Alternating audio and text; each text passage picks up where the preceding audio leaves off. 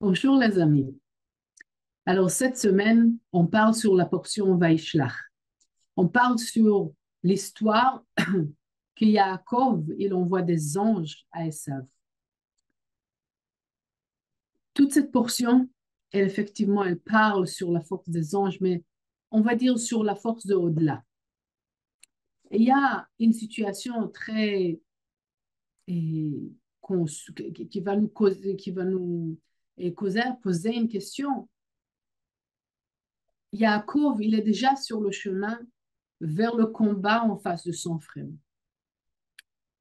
Et là, il fait tout le chemin de retour pour prendre un petit vase d'huile. Et la question, pourquoi il a fait tout le chemin pour ce petit truc d'huile, c'est pas important. Continue ton chemin. Et qu'est-ce qui s'est passé? Il est resté tout seul. Et c'est là que l'ange, l'adversaire, oui, l'ange qui est responsable sur toute la négativité du monde, il attaque. Ils veulent attaquer. OK? Donc, c'est Yaakov, il a une conscience équilibrée, donc il sait comment vaincre cet ange-là. Et c'est là-dessus qu'on comprend aussi, de cette histoire-là, on comprend aussi tout le combat vers en face notre adversaire. Mais la question qui nous reste, c'est pourquoi il retourne tout le chemin tout seul pour récupérer ce petit vase d'huile. Et les kabbalistes nous expliquent que ce vase d'huile, il est très spécial. C'est un vase d'huile qu'il a reçu pendant qu'il a dormi sur les pierres. C'était comme un miracle que les pierres sur lesquelles il a dormi la semaine dernière, oui, qu'il a reçu le message, il a eu le rêve, etc. Les pierres qui sont été sous sa tête, qui sont devenues un petit vase, et du coup, il y avait de l'huile à l'intérieur. Et cette huile-là, il continuait à exister, même si il a versé l'huile, de nouveau, il a apparu. Et bien sûr, on est 2 secondes avant la fête de Hanouka, que le grand miracle, bien sûr, était qu'ils ont trouvé ce vase d'huile. En fait, c'est le même vase d'huile. On voit que avec toutes les générations qui passent, il y a une continuité aussi dans l'histoire. C'est pas par hasard, ce vase d'huile, il n'est pas là rien qu'un miracle par lui-même, mais il vient nous apprendre encore quelque chose. Donc tout est connecté. On est 2 secondes avant la fête de Hanouka, la fête de lumière, dans laquelle ils ont trouvé le petit vase d'huile, mais c'est le même vase d'huile. Donc encore on saute des générations, mais en même temps, on est là pour comprendre quelque chose de beaucoup plus profond. C'est quoi ce vase d'huile? Ce vase d'huile, il représente tous les, tous les fois que nos besoins, nos souhaits, ils ont été remplis d'une manière infinie. Malheureusement, la majorité du temps, on court après des récompenses temporaires rien que pour calmer un certain désir, rien que pour ne pas avoir peur de rester tout seul, on trouvera peut-être un compagnon qui va calmer ce désir, qu'on ne va pas souffrir.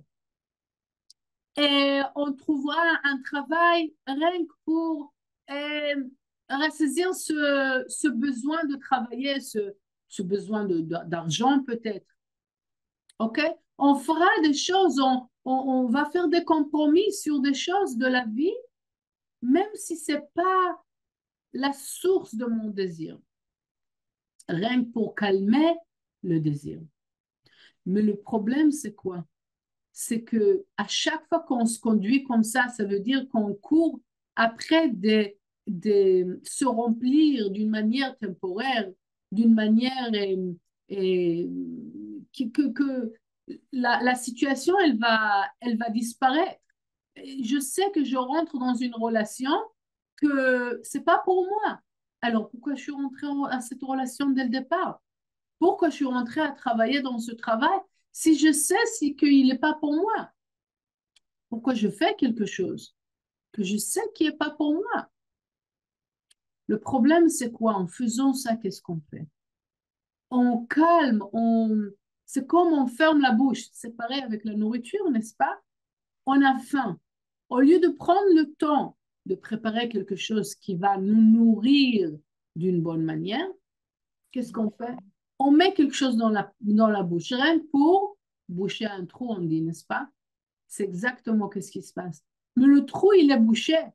C'est ça le problème. Que notre trou, il se bouche. Le vrai désir qu'on a commencé à faire grandir parce qu'on a passé un moment de manque, il se bouche avec une solution temporaire, une réponse temporaire, une plénitude temporaire. Cette plénitude, cette solution, ils vont disparaître après un certain moment. Ils vont plus être là où le problème il va devenir peut-être différent, mais de nouveau un problème. Et les relations, pas forcément, si on a su que c'est pas ça, mais quand même, on est parti avec cette relation, on sait que ça va finir. On sait que ça va arrêter d'exister. Alors, de vouloir tout le bien du monde, allez-y. Faites toute la liste. On est dans le mois de miracle quand même. On est dans une semaine pleine de anges. Les anges, j'ouvre une parenthèse, les anges, c'est quoi? Les anges, c'est des capsules d'énergie qu'on crée par nous-mêmes. On crée qu'on parle, on crée qu'on se conduit d'une certaine manière. Donc, ça dépend. Quelle sorte d'ange je construis? Je construis des anges qui me protègent ou qui me font tomber. Les anges qui me protègent, c'est quoi? C'est les anges qui vont se construire des paroles positives, des actions de partage, de mouvements, de changements que je fais. À chaque fois que je fais un changement, à chaque fois que je surmonte une réaction, je crée un autre ange. Et les anges négatifs, à chaque fois que je parle mal, je peux être une bonne personne, mais je m'énerve. Et on parlera dans 2 secondes sur la colère. Je m'énerve, qu'est-ce qui se passe? Des anges qui vont faire quoi? Qui me vont faire tomber. Les pensées autres que la lumière, que je crois à une certaine personne ou à un certain avocat ou à un certain... Je crois en eux et pas dans la lumière qui les a créés. J'oublie la lumière. Alors, du coup, il y a quelque chose qui est plus fort que la lumière. Ça dépend à qui je donne la force. Faites attention à qui vous donnez la force. Et si c'est les anges que vous créez par les bonnes paroles et les bonnes actions et les résistances les restrictions que vous faites, il faut savoir. Quand vous lisez le Zohar, vous faites l'Anabekwa, tous ces anges-là que vous allez créer, ils vont vous surmonter, ils vont vous protéger. Mais une pensée qui va virer de la clarté, que c'est rien que la lumière qui contrôle le monde, vous donnez la force au mal. Vous donnez la force à l'adversaire. Vous donnez la force à l'obscurité. Très simple. À qui je donne la force? Donc, on retourne la fait que je veux quelque chose. Et je remplis ça avec quelque chose de temporaire, immédiat. Qu'est-ce qui s'est passé? J'ai plus le désir. D'abord, j'ai plus le désir. Ça veut dire que je peux pas aller plus loin, je peux pas aller plus haut, sauf si je passe encore une fois un moment de manque. On a peur du manque, n'est-ce pas? Mais c'est le meilleur outil au monde. C'est la chose la plus efficace au monde parce que rien qu'on manque, c'est là qu'on a vraiment besoin et c'est là qu'on construit notre vrai désir. La deuxième chose, pas seulement on arrête de vouloir, aussi, au moment donné, cette plénitude, elle va arrêter. Elle va arrêter. Donc, il faut qu'on reconstruise de nouveau. Je veux quelque chose. Et encore une fois, ça va finir. Et encore une fois, je veux. Encore une fois, ça va finir. Dans cette semaine, on a la possibilité d'atteindre l'infini. Les bénédictions, pas seulement qu'ils vont nous remplir, mais ils vont nous remplir constamment, comme ce petit vase d'huile qui se remplit constamment. Comment on arrive à le faire? Comment on arrive à se connecter à des bénédictions qui vont se remplir sans arrêt? Les sages nous disent, c'est l'étude et l'utilisation des outils. L'étude de la Kabbalah, qu'est-ce que ça fait? Les 10 émanations, quand on étudie le Zohar, qu'est-ce que ça donne? Ça donne qu'on commence à réfléchir, à penser comme le Créateur. On commence à comprendre la vie d'une manière beaucoup plus profonde. On ne voit plus la vie d'une manière shallow, d'une manière très, très basse, oui, d'une manière très logique et très loin de la vérité. On commence à comprendre les secrets de la vie. On commence à agir d'une nouvelle manière. Parce que je comprends, si quelqu'un il m'a crié dans la rue, même si c'est pas bien, il n'avait aucune raison, etc. Toutes les choses que je voudrais dire au moment même. Je m'arrête parce que j'ai appris à m'arrêter. Qu'est-ce que je fais en ce moment-là? Je me connecte à un système de vie qui est beaucoup plus haut, qui c'est le système de vie du Créateur. Donc, du coup, qu'est-ce qui se passe? Je commence à voir la vie d'une autre manière. Et si je passe ma journée à vraiment apprendre de chaque petite chose et à repenser avec chaque chose qui me passe dans la vie, avec cette séquence, avec cette fréquence de lumière, cette fréquence élevée de l'origine, de la source de la vie, alors là, je me connecte. Je me connecte avec cette fréquence de bénédiction infinite. Donc, la première chose qu'on a dit, pour pouvoir vraiment manifester cette bénédiction continue, qui continue dans notre vie, l'amour qui continue, l'abondance qui continue, la protection qui continue dans la vie. Comment? À chaque fois, de nouveau, se connecter avec les secrets de la vie, avec l'étude même. C'est l'étude qui garde notre conscience. C'est avec l'étude qu'on peut garder cette fréquence de continu. La deuxième chose, c'est l'utilisation du Zohar.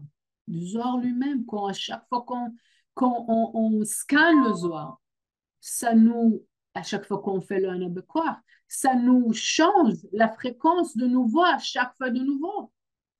On peut faire ça 3 fois par jour et avant de dormir, quand on se réveille, pourquoi faire? Parce que je veux retourner sur la ligne comme le Créateur, comme le Créateur. Et bien sûr, ça atteint notre action, notre manière de penser, notre manière de parler, notre manière d'agir proactivement. Donc, c'est à chaque fois, je m'aligne encore plus avec la force de la lumière. Plus je suis avec la conscience de la lumière, plus j'arrive à tirer vers moi les bénédictions ou se connecter avec la fréquence de bénédictions infinies qui devient à chaque fois nouvelle. Regardez, faites attention sur vous-même. Quand les temps quand vous faites attention à étudier, scanner le Zohar, faites votre Hanabekor, et d'autres moments peut-être que vous dites, ah, c'est pas grave une autre fois. Ah, ça fait longtemps que je n'ai pas étudié, c'est pas grave. Il n'y a pas, c'est pas grave. On voit les faits. Et c'est ça la question. Qu'est-ce que je veux dans ma vie? Je veux des réponses rapides, et pas seulement rapides, et temporaires, ou je veux des bénédictions qui sont au-delà de la logique, qui ne sont pas limitées. Et pour ça, il faut vraiment et constamment choisir de nouveau l'étude, essayer de comprendre. Pas seulement ça, passer la journée à voir les situations de vie avec les yeux de la lumière. Constamment. La deuxième chose, c'est la colère. La colère, elle, elle est directe, oui, elle dirige notre énergie d'abondance à l'obscurité. Si vous avez des moments dans votre vie que vous poussez, mais vous n'arrivez pas à avoir des manifestations, faites attention, qu'est-ce qui se passe quand les choses ne se manifestent pas? Est-ce que vous rentrez dans la colère? Eh bien, si c'est comme ça, c'est là-dessus qu'il faut que vous faites attention. La colère. Il faut faire très attention avec la colère parce qu'elle absorbe toute la force de la lumière, toute l'énergie, toute l'abondance, toute la force de continuité. Et elle jette à la poubelle. Donc, c'est à vous de décider. Qu'est-ce que vous voulez faire? De vivre dans une fréquence, dans cette vie physique, mais avec cette fréquence de bénédiction continue, ou vous voulez avoir vraiment des choses temporaires, des bénédictions temporaires. Ah, ok, c'est pas grave, je vais demander encore une fois, je vais recevoir, je vais demander encore une fois. On va se fatiguer doucement, c'est pas grave. Qu'est-ce que vous voulez dans votre vie? C'est à vous de choisir. La forme continue ou c'est pas grave, petit. Voilà, donc pour pouvoir vraiment avoir la force de choisir à chaque fois de nouveau la forme continue, ces bénédictions continuent, rappelez-vous, deux choses ou trois choses si on veut. La première, l'étude et l'utilisation des outils pour pouvoir à chaque fois mettre notre conscience sur la fréquence de la lumière. La deuxième chose, c'est passer la journée à voir et agir d'une manière illuminée ou avec l'élévation de conscience. Et la troisième chose, faites attention, ne pas tomber dans la colère.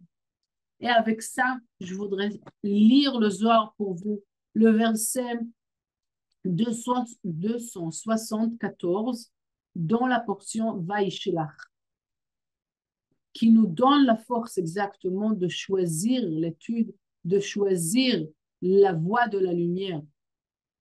Parce que c'est ça qui nous donne la protection. פתח רבי יוסי ואמר, אתה סתר לי מצר תצרני רני פלט תסובבני דאורייתא, ויהיו תסובבני סלע. אתה סתר לי דע קדוש ברוך הוא, איהו סתרה ומגן לבני נשה, דאזיל בערכה דאורייתא, ויהיו הסתתר בצילה דגדפוי. דלה יכלין לאבשה לי מצר תצרני, מאילה ומיתתה, לאילה אית לי לברנש מרי דבבו, לטאטא עוף הכי נמי, ומן יהודה יצר הרע, דיוצר לאלה וצר לטאטא, ואלמלא יצר הרע, לה ישתכח מרי דבבו, לברנש בעלמא בגין, כך מצר תצרנו. Je vous souhaite une très bonne semaine.